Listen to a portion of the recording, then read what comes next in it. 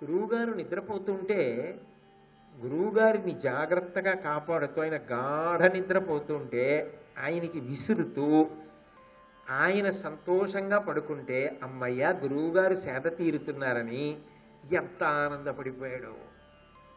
ఎందుకని అంటే ఆ హృదయమున్న శిష్యుడికి తెలుస్తుంది ఆ గురువుతో ఉండే అనుబంధం. మహానుభావుడు కర్ణుడు ఎంత ఆనందపడిపోయాడో. లేకపోతే అస్త్రం పుచ్చుకున్నవాడు వెళ్ళిపోవద్దండి. గురువు గారు నా తొడ మీద తలపెట్టి పడుకున్నారు. ఆయన మహానుభావుడు. లేచాడంటే ఉపాసనే, పడుకుంటే ఉపాసనే, నిద్రపోతూ కూడా మానస సంచరరే బ్రహ్మణి మానస సంచరరే, ఎప్పుడు మనసు రమిస్తూ ఉంటుంది బ్రహ్మంతో అని ఎంత ఆనందపడిపోయాడో ఆ పరశురాముణ్ణి చూసుకుని. విసురుతున్నాడు. ఎక్కడి నుంచి వచ్చిందో అలకమనీయుడునొక కీటము. అలకము దానికి ఓ పేరు, మళ్ళీ ఆ పురుగుకి దాని పేరు అలకము. అది ఈ కర్ణుడి యొక్క తొడ కిందకి చేరింది. ఈయన కూర్చున్నాడు, తొడ మీద పరశురాముడి యొక్క తల ఉంది, పురుగు తొడ కింద చేరింది. ఆ తొడని తొలిచేస్తోంది. ఏదో భగవాన్ రమణులు పాతాళ లింగం దగ్గర కూర్చుని తపస్సు చేస్తుంటే తేళ్లు జర్రిలు ఆయన తొడలన్నీ కొరికేసి రక్తం తాగేసి మాంసం తినేసినట్లుగా కొరికేస్తోంది. నెత్తురు కారిపోయి వచ్చేస్తోంది. ఏమిటి ఇబ్బంది కదలడానికి కర్ణుడికి అంటే తను కదిలితే తొడ కదులుతుంది. ఆ తొడ కింద పురుగుని పట్టుకోవడానికి తొడ పైకెత్తాడు అనుకోండి, చెయ్యి కింద పెట్టి పురుగుని పట్టుకున్నాడు అనుకోండి, నలిపేస్తాడు. కర్ణుడా మాటలా. కానీ తొడ పైకెత్తాడు అనుకోండి, గురువు గారి మెడ పైకెత్తుతుంది, మెడ పైకి లేస్తుంది. ఆయనకి అసౌకర్యమై ఆయన లేచారనుకోండి, అబ్బా గురువుగారికి నిద్రాభంగం అవుతుందే, పడుకున్నారే గురువుగారు, ఆయనకి నిద్రాభంగం అవడమా తట్టుకోలేకపోయాడు. ఎంత మృదు హృదయం అండి, ఎంత గొప్ప శిష్యుడండి కర్ణుడు. అలాంటి వాడు శాపాలు తినడం నిజంగా జీర్ణం అవదు.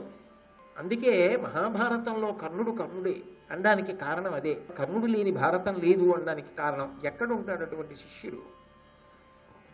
తొడ కదపల, అది తులుస్తోంది. నెత్తురు అలా కారిపోయి కారిపోయి కారిపోయి ఈయన ఇలా పడుకున్నాడు కదూ, ఈయన కిందకు వచ్చింది నెత్తురు. ఆ పరశురాముడికి తడిగా తగిలింది. ఏమిటి ఏదో తడిగా తగిలిందా ఆయనకి తెలివచ్చి లేచి చూశాడు. నెత్తురు కారుతోంది తొడ కింద నుంచి. అది ఆయనకి అంతటికి అంటుకుంది.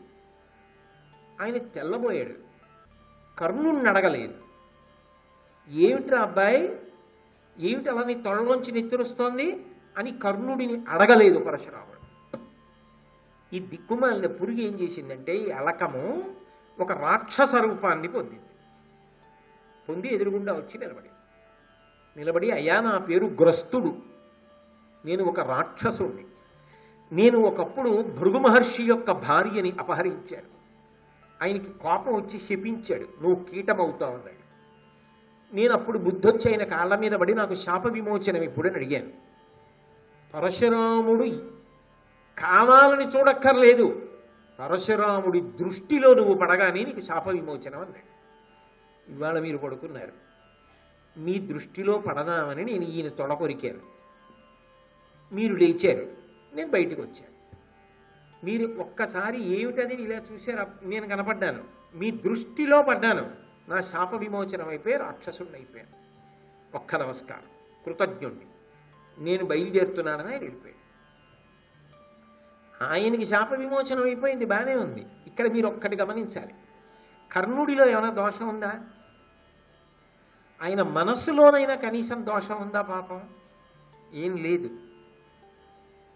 అప్పటికి కూడా కర్ణుడు ఏమనుకుంటున్నాడంటే, బహుశः ఒరే నాన్న ఇంత నెత్తురు కారిపోయినా నాకు నిద్రాభంగం అవుతుందని తొడకదపలేదా అంటాడనుకున్నాడేమో. ఈ పరశురాముడు ఆ తొడ కన్నం పడిపోయి ఇంత నెత్తురు కారిపోయింది కదా, ఇంత గొప్పవాడు కదా పరశురాముడు. ఈ పరశురాముడు ఇలా ఏ భావన లేకుండా చూస్తేనే ఒక కీటము రాక్షసుడైపోయింది. అంటే ఆ చూపుకంత శక్తి ఉంది. ఎవరు వీడు ఇంత భరించగలిగాడు, ఇంత గురుభక్తి ఎలా వచ్చింది, అసలు ఎవరు వీడని కళ్ళు మూసుకొని ఒక్కసారి ఆలోచిస్తే ఇతడు సూర్యుడి నుంచి వచ్చాడు, కుంతి కుమారుడు అని తెలుస్తుంది కదా. తెలిస్తే బ్రహ్మాస్త్రం పొందడానికి ఆనాటి వాళ్ళు పెట్టిన నియమానికి సరిపోయిందిగా, కర్ణుడిని శపించక్కర్లేదుగా. ఇంతటి పరశురాముడికి కర్ణుడు చేసిన శుశ్రూష జ్ఞాపకం రాలా, కర్ణుడి ఓర్పు జ్ఞాపకం రాలా. తను తొడ మీద పడుకుంటే తొడని పురుగు తొలిచేస్తున్న గురువుగారి సేవ చెయ్యాలని నిద్రాభంగం కాకూడదని ఆయన పట్టినటువంటి ఓర్పు గుర్తురాలా. ఆయనకి ఏదో ఒక ధర్మ సూక్ష్మం గుర్తొచ్చింది. రై, నువ్వు భృగువంశానికి చెందినవాడినని చెప్పావు, ఒక్కనాటికి భృగువంశంలో నువ్వు పుట్టినవాడివైతే ఇంత ఓర్పు పట్టలేవు. పురుగు తొడని తెలుస్తూ ఉండగా నిర్భయంగా ఇలా ఓర్పు పట్టడం సాధ్యం కాదు. కాబట్టి నువ్వు నాకు అబద్ధం చెప్పావు, నువ్వెవరు అన్నాడు. అబద్ధం చెప్పాడని కోప్పడిపోయాడు తప్ప అబద్ధం చెప్పినా చదువుకోవడానికి ఎంత తాపత్రయంతో వచ్చాడు అన్నది ఆలోచన చేయలే. ఆయన శుశ్రూషను ఆలోచన చేయలే, ఆయన ప్రేమని ఆలోచన చేయలే, గురుభక్తిని ఆలోచన చేయలే, కనీసం దివ్య దృష్టితో చూడాల. చూసినా ఉపద్రవం ఉండేది కాదు. ఆయనకి అర్థమైంది. కర్ణుడు పాపం ఏం దాచలా, రాధాసుతుణ్ణి అధిరథుడి కొడుకుని అని చెప్పాడు. గమనించాడు. గమనించి ఆయన అన్నాడు, నువ్వు నా దగ్గర అబద్ధం చెప్పి నేర్చుకున్నావు కాబట్టి నీకు నేను నేర్పినటువంటి అస్త్రములన్నీ భగ్నమైపోవుగాక. ఇన్ని కష్టాలు చివరికి ఏమయ్యాయి, ఈ అస్త్రములన్నీ భగ్నమైపోతాయి. అంటే ఇవేవి ప్రయోజనకరములు కావు. పోనీ అక్కడతో పోయిందా? ఇవి నేర్చుకోవడానికి వెళ్ళినందుకు ఒక కొత్త శాపం కూడా వచ్చింది. అర్జునుడితో యుద్ధం చేసేటప్పుడు రథచక్రం దిగబడిపోయింది. ఒక్క విషయాన్ని ఆలోచించవలసి ఉంటుంది. కర్ణుడికి ఎందుకు ఇన్ని శాపాలు? ఏమిటి ఆయన తప్పసలు, ఆయన దోషం ఏమిటి అని విచారణ చేస్తే ఒక్కటి మాత్రం బాగా గమనించాలి. కర్ణుడు మంచివాడు, కర్ణుడు గురుశుశ్రూషా తత్పరుడు. కర్ణుడికి అస్త్రములన్నీ ఫలించాయనుకోండి, అప్పుడు కర్ణుడు ఇవన్నీ ఎవరి మీద ప్రయోగిస్తాడు? పాండవుల మీద వేస్తాడు. ఇవన్నీ శక్తులు పొంది కర్ణుడు గెలిచాడు అనుకోండి, కర్ణుడు అవుతాడా రాజు? ఇన్ని మంచి గుణాలు ఉన్నవాడు ఒక్క మంచి గుణం లేని దుర్యోధనుడు అవుతాడు. అప్పుడు అధర్మానికి పట్టాభిషేకం జరుగుతుంది. అప్పుడు ధర్మం నశించిపోతుందా? నశించిపోదా? కర్ణుడికి వచ్చిన పెద్ద సమస్య సంగదోషం. ఇవి కర్ణుడికిస్తే దీని ఫలితాన్ని దుర్యోధనుడు అనుభవిస్తాడు. కాబట్టి కర్ణుడు తన కొరకు కాదు, దుర్యోధనుడి కొరకు వాడతాడు. కాబట్టి ఇవి ఫలించకుండుగాక, ఇవి ఆయన యందు చేరకుండుగాక. ఆ శక్తి చేరకపోగా ఆయనకున్నటువంటి పటుత్వం ఏదైతే ఉన్నదో అది క్షీణించిపోవడానికి కారణమైంది. ఒక శాపం వెంట ఒక శాపం, ఒక శాపం వెంట ఒక శాపం తగులుతూ వచ్చాయి. కవచకుండలములు జారిపోయి శక్తి అస్త్రమును పొందిన ఘటోత్కచుడి మీద పడిపోయింది. తల్లి చివరి నిమిషంలో వచ్చి చెప్పింది, నలుగురిని చంపనని చెప్పి ప్రతిజ్ఞ చేసేశాడు. అన్ని కమ్ముకొచ్చేసాయి చుట్టూ. దాని వలన ఏమైపోయిందంటే అనేకమైన పరిమితులలోకి వెళ్ళిపోయాడు. ఇన్ని పరిమితులలోకి వెళ్ళిపోయిన వాడు చిట్ట చివరికి అన్యమనస్కుడయ్యాడు. ఇది పైకి చెప్పలేడు, ఎవ్వరితో చెప్పలేడు. కానీ నిజానికి యుద్ధానికి వెళ్ళి చూడగానే అమ్మకిచ్చిన మాట, తనవారు తన మీద నమ్మకం పెట్టుకున్న దుర్యోధనుడు తన దగ్గర ఇన్ని అస్త్రాలు ఉన్నాయి అని అనుకుంటున్నాడు. ఇన్ని అయిపోయిన తర్వాత వెళ్ళి దుర్యోధనుడితోటి, దుర్యోధన దుర్యోధన నాకు కొత్తగా 2 శాపాలు వచ్చాయన్నాడు అనుకోండి. తన మాట ఏమో కానీ చాలా చాలా బాధపడిపోయేవాడు ఎవరు? నమ్మకం పెట్టుకున్నందుకు దుర్యోధనుడు. ఆ దుర్యోధనుడిని బాధ పెట్టలేడు. నన్ను నమ్ముకుని కదా ఇంత చివరకు వచ్చేసాడు, ఇక ఇద్దరి మధ్య సంధి పొసగదు. ఇంకా ఈ స్థితికి వచ్చేసిన తరువాత దుర్యోధన నలుగురిని చంపను, పరశురాముడు నా అస్త్రములు భగ్నం అయిపోతాయన్నాడు, ఇంకొక ఆయన నా రథచక్రం భూమిలో దిగిపోతుందన్నాడు. ఇవన్నీ చెప్తే దుర్యోధనుడికి జ్వరం వస్తుంది తప్ప ఉపయోగం ఏమైనా ఉందా? చెప్పకుండా ఉంటే ఆహా ఇంత ఉందనుకుని వెళ్ళి చచ్చిపోతాడు. ఎలాగో అదే జరుగుతుంది కాబట్టి చెప్పకపోతే వచ్చిన నష్టం ఏమిటనుకున్నాడో ఏమో మరి. అందుకని తిరిగి వెళ్ళిపోయాడు. పరశురాముడికో నమస్కారం పెట్టాడు, తిరిగి వెళ్ళిపోయాడు. ఇన్ని కష్టాలు పడి ఇంత శుశ్రూష చేసి ఏం పొందాడంటే 2 శాపాలు పొందాడు. పొంది దుర్యోధనుడి దగ్గరికి వెళ్ళాడు. దుర్యోధనుడు గబగబా ఎదురొచ్చాడు, లోపలికి తీసుకెళ్ళాడు. మిత్రమారా అన్నాడు, అంతఃపురంలో కూర్చోబెట్టాడు. ఫలించిందాని శుశ్రూష, పొందావా దివ్యాస్త్రాలు అన్నాడు. నిజానికి కర్ణుడు పొందలేకపోవడానికి కారణం ఎవరు? దుర్యోధనుడే. కానీ ఆ దుర్యోధనుడి మనసు కష్టపెట్టలేని బలహీనతే కర్ణుడి. ఇన్ని జరిగిన కష్టపెట్టలేడు. ఆ కోణంలోకి వెళ్ళడు అసలు. అందుకే అన్నాడు, అధిప పరశురామునాశ్రయించితి కృతాస్త్రుండనైతి నన్ను భండనమున మార్కొనంగలేరు మగలి జగంబున అనుడు అతడు ప్రమురితాత్ముడయ్యి. ఆ దుర్యోధనుడి దగ్గరికి వెళ్ళన్నాడు, అధిప, ఓ రాజా దుర్యోధన, నేను పరశురాముడి దగ్గరికి వెళ్ళి గొప్ప సాధన చేశాను, గొప్ప శుశ్రూష చేశాను. కృతాస్త్రుండనైతి, అన్ని అస్త్రములు నాకు వచ్చాయి, తెలుసుకున్నాను. మహాభారత యుద్ధం ప్రారంభం అవడానికి ముందు దుర్యోధనుడు భీష్మాచార్యుల వారిని తన పక్షానికి సర్వసైన్యాధిపతిగా అభిషేకం చేశాడు. ఆయన సర్వసైన్యాధిపతిగా పదవిని స్వీకరించిన తరువాత తన వైపు ఉండేటటువంటి బలగంలో ఉండేటటువంటి వీరుల యొక్క విభాగం చేసి పాండవ వీరుల్లో ఉండేటటువంటి అగ్రగణ్యులెవరు, అందులో అతిరథులు, మహారథులు, అర్ధరథులు, సమరథులు ఎవరు అనేటటువంటి విభాగం చేసి చూపించాడు. దాని వలన ఎవరు ఎంతంత శౌర్యము కలవారు, ఎంతంత పరాక్రమము కలవారు అనేటటువంటి విషయం లోకానికి వెల్లడి అవుతుంది. ఇందులో శస్త్రముల యందు శాస్త్రమునందు ప్రవీణుడై ఉండాలి. శస్త్రము అంటే ఒక్కొక్క ఆయుధాన్ని ప్రయోగించడంలో నేర్పరి అయి ఉండాలి. కొందరు కత్తితో యుద్ధం చేస్తారు, కొందరు శూలంతో యుద్ధం చేస్తారు, కొంతమంది ధనుర్బాణములు వేస్తారు, కొంతమంది గదాయుద్ధం చేస్తారు. ఒక్కొక్కరు ఒక్కొక్క ఆయుధాన్ని బాగా వాడతారు. కానీ ఒక్కొక్క మహావీరుడు మాత్రం అన్ని ఆయుధములతోనూ యుద్ధం చెయ్యగలిగిన వాడై ఉంటాడు. మీరు అభిమన్యుణ్ణే చూస్తే చిట్ట చివరికి ఆయన దగ్గర ఏ ఆయుధము లేకపోయినా రథానికి ఉన్నటువంటి చక్రాన్ని ఊడతీసి ఆ చక్రం ఒక్కటి పట్టుకుని యుద్ధం చేస్తే భయపడి అశ్వత్థామ రథాన్ని విడిచిపెట్టి పారిపోవలసి వచ్చింది. అంటే ఆయుధాన్ని అంత అద్భుతంగా వాడగలిగినటువంటి శక్తితో ఉంటారు. అంతేగాని చేతికి ఏదో దొరికింది కదా అని దాన్ని పుచ్చుకోవడం కాదు.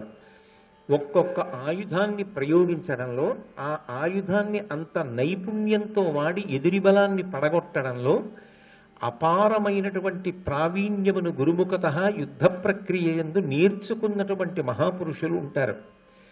అలా అస్త్రవిద్యయందు మహాప్రవీణుడయ్యుండి దానితో పాటుగా శస్త్రము తెలిసి ఉండాలి. శస్త్రము అంటే ఆయుధమును వాడడం తెలియాలి.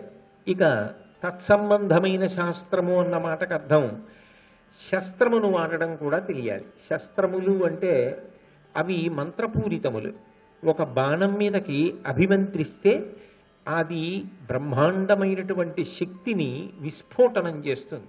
ఉదాహరణకి బ్రహ్మాస్త్రం, వాయువ్యాస్త్రం, వారుణాస్త్రం ఇటువంటివన్నీ కూడా మంత్రపూరితములు. ఆయా మంత్రములను గురువుల వలన ఉపదేశం పొంది ఆ మంత్రములను బాణం మీదకి కానీ చిట్ట చివరికి ఒక గడ్డి పరక మీదకి కానీ అభిమంత్రిస్తే అదే ఆయుధంగా మారుతుంది. మారి ఎవరి మీద దాన్ని ప్రయోగించారో వారిని సంహారం చేస్తుంది. ఒక్కొక్కసారి ఒక్కొక్క అస్త్రం ఒకరిని కాదు కొన్ని వేల మందిని మట్టు పెట్టేస్తుంది. ఒక్కొక్కసారి యుద్ధభూమిని నిశ్శేషం చేయొచ్చు కూడా. అంతంత శక్తివంతములై ఉంటాయి. అటువంటి శాస్త్రము పరిపూర్ణముగా తెలిసి ఉండాలి. తాను ప్రయోగించడం ఒక్కటే కాదు, అవతల వారు ఏ అస్త్రాన్ని ప్రయోగించారు అన్నదాన్ని పట్టుకోగలగాలి.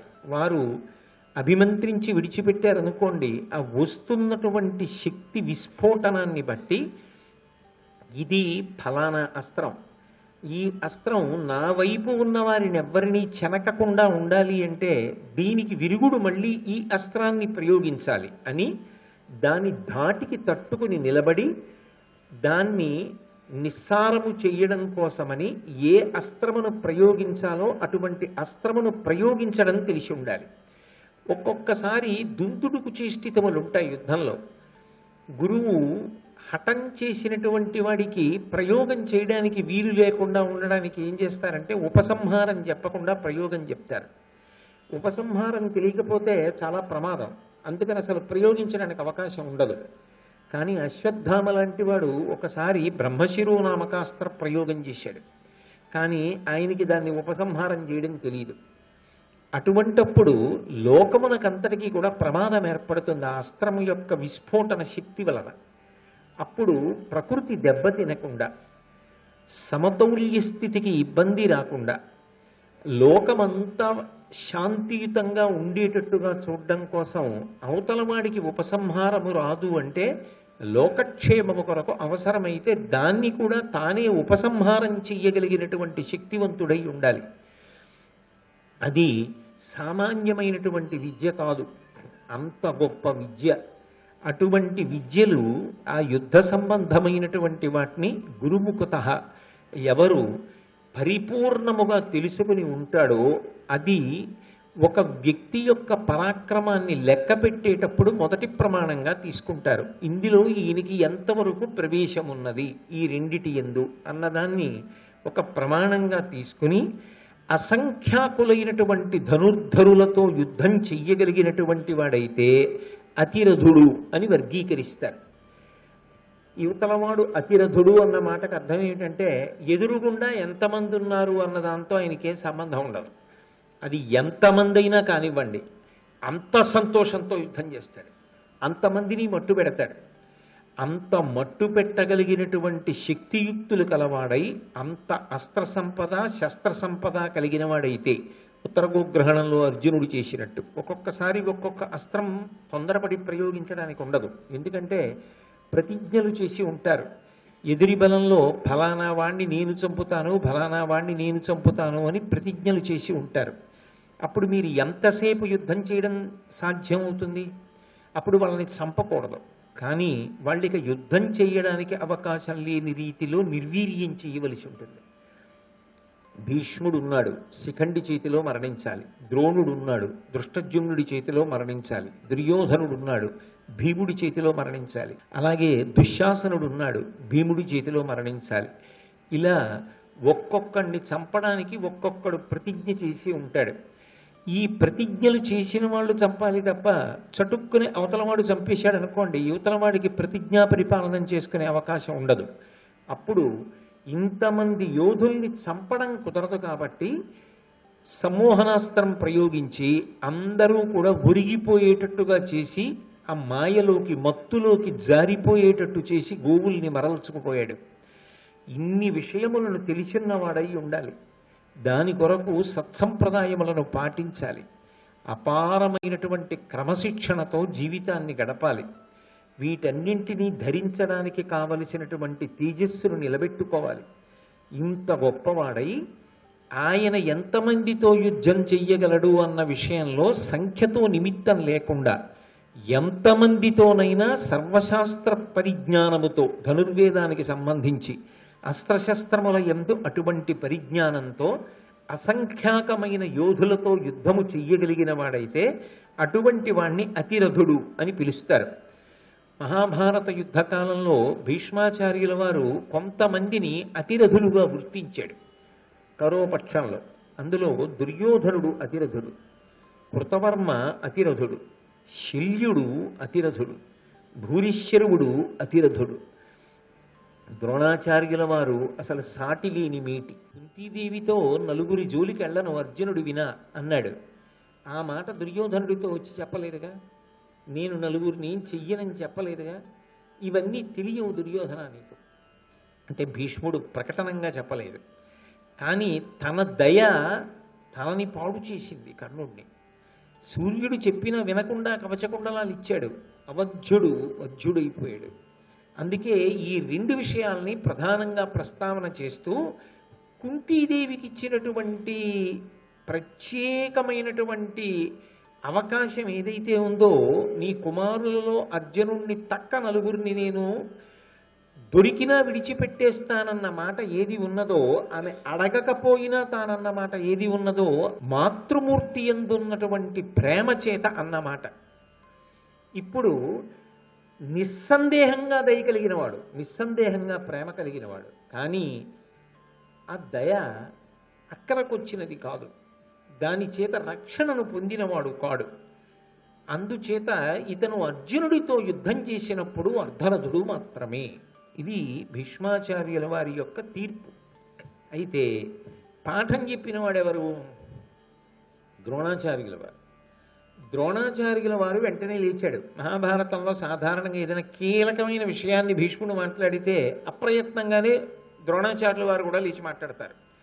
అందుకని ద్రోణుడు అన్నాడు, అనవుడు గురుడు ఇట్లను కర్ణుని చందము మున్ను కడగు రోయడు పారన్ వినుమేమరియుండుంగావున ఈతండర్ధరుదుండవున్ తలపోయన్.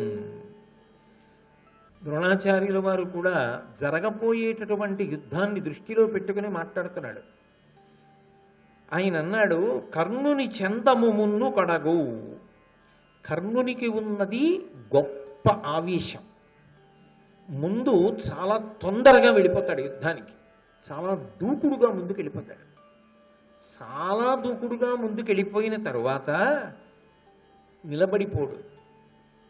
రోయడు పారన్, అవసరమైతే తన మీదకి బాణాలు వచ్చి పడిపోతున్నాయి అనుకుంటే ఎంత తొందరగా ముందుకెళ్ళాడో అంత తొందరగా యుద్ధభూమిని విడిచిపెట్టి పారిపోతాడు.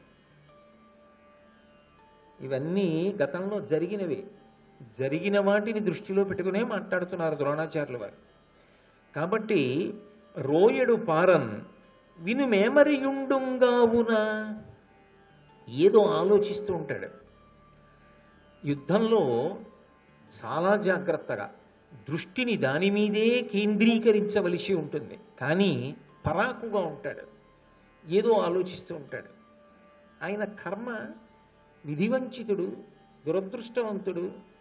అందరూ మా అన్నయ్య మా తమ్ముడు అని చెప్పుకుంటారు, ఆయన చెప్పలేడు. ఆయన పైకి ధర్మరాజు దొరుకుతాడు, కానీ కుంతికి ఇచ్చిన మాట గుర్తొస్తుంది, చంపలేడు. నకుల సహదేవులు దొరికినా చంపలేడు. అర్జునుడితో తెగించి యుద్ధానికి ఎడతాడు, తెలుసు చనిపోతానని, తెలుసు దుర్యోధనుడికి ఇచ్చిన మాట నిలబెట్టుకోలేనని. కృష్ణుడితో చెప్పాడు కదా ఈ మాటలు. తనకొచ్చిన శాపముల గురించి తెలుసు, తన గుండెల్లో అగ్నిపర్వతాలు బద్దలవుతూ ఉంటాయి, కానీ అన్నీ సహిస్తూ ఉంటాడు. ఒకడికి ఒక సమస్య అయితేనే ఇబ్బందిగా ఉంటే ఇన్ని సమస్యలు బుద్ధి ఎందు ఉన్నవాడు చాలా బుద్ధి పెట్టి నిశ్చయాత్మకమైనటువంటి బుద్ధితో యుద్ధం చేయడం ఎలా సాధ్యం అవుతుందండి? బహుశా అక్కడ యుద్ధం చేసే వాళ్ళందరిలోకి ఇన్ని పరిమితులు ఉన్నటువంటి వాడు కర్ణుడు ఒక్కడే. ఆయనకి ఇవన్నీ జ్ఞాపకానికి వస్తున్నప్పుడు తను పడిన బాధ, తను పడిన ఆవేదన జ్ఞాపకానికి వస్తున్నప్పుడు తనకెంత ఇబ్బందిగా ఉంటుంది. అంతవరకు ఎందుకండి? యుద్ధభూమికి వెళ్ళిన తరువాత అర్జునుడికి సారథి కృష్ణ భగవానుడు తెలీదా? కర్ణుడికి సాక్షాత్ పరమేశ్వరుడిని తెలుసు. పరమేశ్వరుడు రథం నడుపుతున్నాడు. తనకి నిజానికి సారథ్యంలో కృష్ణుడితో సమానుడైన తన మనస్సు గాయపడేటట్టుగా మాట్లాడి ఉన్న అగ్నిహోత్రం చాలక ఎదురుగుండా ఇంకో అగ్నిహోత్రాన్ని పెట్టుకుని యుద్ధం చేశాడు. ఇంకా ఆయనకి బుద్ధి ఎలా నిలబడుతుంది? అసలు ఎలా సాధ్యం అవుతుంది? యుద్ధంలో కర్ణుడికి ఉన్నటువంటి వేరొక పెద్ద ఇబ్బంది ఏమిటంటే, ఎప్పుడూ కర్ణుడు ఎవరితోనో మాటల యుద్ధానికి ఎడతాడు ముందు తన పక్షం వాళ్ళతో. ఆ పైన నిజంగా ఏ అర్జునుడో మీదకు వస్తున్నప్పుడు తన పక్షం వాళ్ళే వచ్చి దిప్పి పొడుస్తారు. వస్తున్నాడు, ఇప్పటిదాకా చెప్పావుగా చెయ్యి, ఇప్పుడు నీకు శకునెక్కడికి రాడు అంటారు.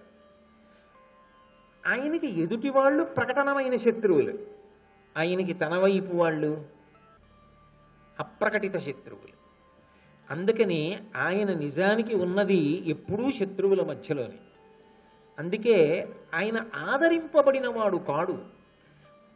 భీష్ముడు నన్ను ఆదరించలేదని ఒక భావన, ద్రోణుడు అర్జునుడికి చెప్పినట్టుగా నాకు విద్య చెప్పలేదు. నిజం కూడా ఆయనేగా చెప్పాడు, నేను బ్రహ్మాస్త్రం నీకు ఇవ్వలేను అని చెప్పాడుగా. అర్జునుడికి అన్ని చెప్పాడు, నాకు చెప్పలేదు.